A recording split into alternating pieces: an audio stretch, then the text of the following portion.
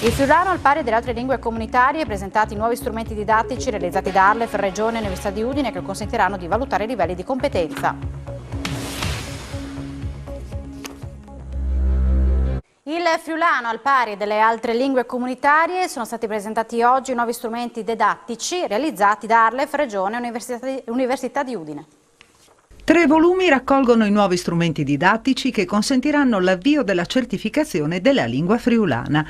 Sono il frutto di un lavoro d'insieme che ha coinvolto l'Agenzia regionale per la lingua friulana, la Regione e l'Università di Udine. La certificazione ha un valore preminente proprio perché porta la lingua friulana allo stesso livello delle lingue magari più utilizzate, ma soprattutto appunto dà quella possibilità, quegli spazi anche lavorativi che possono essere in un futuro abbastanza prossimo, possono essere appunto importanti in una regione che è una regione transfrontaliera. A livello nazionale tengono in considerazione queste peculiarità del Friuli Venezia Giulia, ne tengono in debito conto? Ne tengono in debito conto per quelli che sono gli obblighi di legge derivanti soprattutto dai percorsi di istruzione.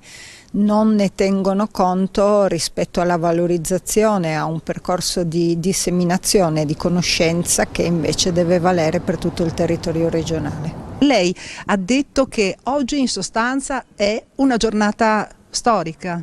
Questo è un momento effettivamente molto importante perché avere uno strumento scientificamente solido, preciso, accurato per poter certificare le competenze era un passaggio obbligato.